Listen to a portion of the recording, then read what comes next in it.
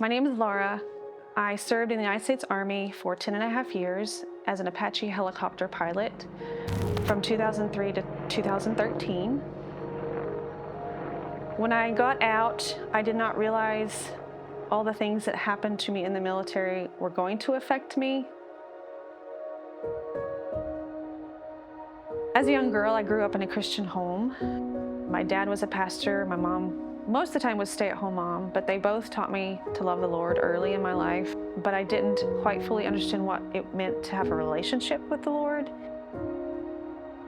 There was a gap there, and I think that's probably what eventually led to me sitting here today. During my struggle, I did not understand why these thoughts of self-harm were coming. That didn't make sense to me because I thought if you had mental issues, then you weren't right with the Lord. Well, that's not necessarily true. It just means that there is something you need to fix with the Lord. He has never left you. I had left him. Not having a relationship with the Lord was not conducive to trying to have a relationship with my husband.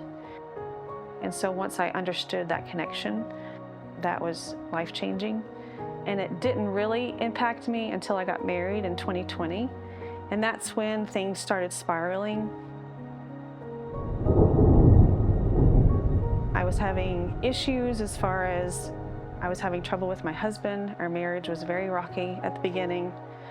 We would get into really bad arguments. I would be the one screaming, throwing things, breaking things. There was even times where I thought if I could just be gone out of this world, things would be so much better.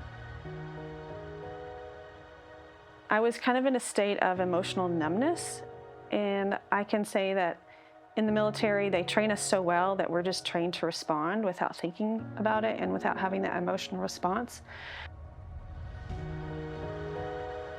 So I carried that for a lot of years, not really realizing what was going on and not being intentional about changing it.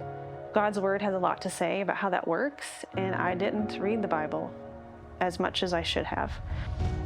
During my struggles, I was having panic attacks, and I did not know what those were at the time, but they were real. And so that's really what spurred my thought process in knowing that I needed help. I was in a huge struggle in my life, and I didn't know what to do. So my husband was the one. My husband was the one who reached out and called to find out how to apply for Mighty Oaks.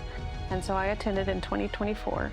I came with a bitter heart, a lot of unforgiveness in our marriage, and that experience has changed my life, has changed our marriage. I feel like I have life again. I can feel, I don't feel like I'm in that state of numbness anymore. We're just more in line with what God has told us that we should be in our marriage. But thanks to Mighty Oaks, they kind of refocused me, put me back on target, and gave me that hope and kind of pulled me out. Something that almost prevented me from coming to Mighty Oaks was pride. I was very proud, and I didn't think I needed help. And had I not come to Mighty Oaks, I really don't know where I would be, or even if I would be here. If you are feeling that way, if you are feeling that you don't need help, you're fine. Just like me, I was fine. I could put on a pretty face. I could pretend things were okay, but I wasn't okay. Mighty Oaks just provides that safe space of truth. God's truth. Jesus is the answer. Like, if whatever you're going through in life, he is the answer. Sometimes we don't want to admit it, sometimes we don't want to believe it, but honestly, think about what it is that you're trying to do and what you have done, and is it working? And if it's not working, then why not try something different? And I really encourage each of you to consider Mighty Oaks.